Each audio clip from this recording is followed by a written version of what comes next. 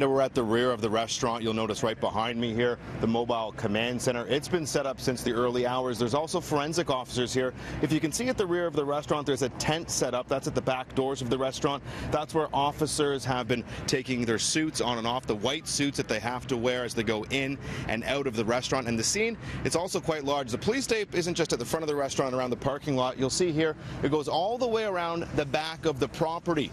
Earlier, Peel police officers were here scouring the brush for any signs of evidence. Now, earlier I was also visiting the home of the owners of Bombay Bhel, and we also spoke with one man who was having dinner inside the restaurant last night when the bomb went off. There was lots of blood in the floor. Many people was hurt that time. Women's, child, and families. Then we can see the glass totally destroyed in the floor, many people screaming. I've seen more cops than I've ever seen in my life, and they all had rifles and everything, and everybody running around, a bunch of dogs coming around. I talked to one person that came out, and he said he's seen a couple of guys dressed in all black come in, and I'm not sure if he said they threw a white bag over or something, and they both ran out. And he didn't want to bother with anybody because he wasn't sure if they had guns or what was going on. Some patrons, too disturbed to speak on camera, have started to come back to pick up their vehicles that have been held behind the police tape. As for the restaurant, it's family-owned. City News has learned it's owned by at least two brothers, Mohan and Mandeep Nagpal. Today I visited the family home and spoke with Mohan's son-in-law, who said the family has been shaken to their core. It's a shocking experience, but they're just spending quiet time, reflecting, and yeah, it's a difficult time.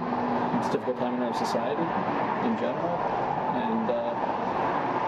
and it's an opportunity for our society to love a little bit more and learn to love a little bit more. Right? Hate won't end this. Love will end this. Right? And when we start to love one another a little better, it'll change the world, right? And that's what we got to put out there.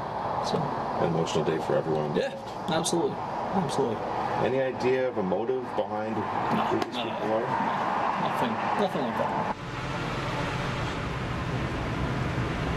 We also spoke with the Consul General for India in Toronto today, who rushed to Sunnybrook last night to be with the critically injured and their families.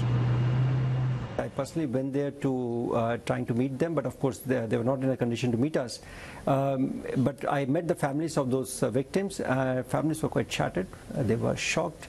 I did speak to the victims' families, and in fact the gentleman whose wife was critically injured, I spent some time with him at the hospital, and he was visibly shaken. To the victims, I should say that, and to the entire Indo-Indian and Indian-Canadian community, I would say that be safe.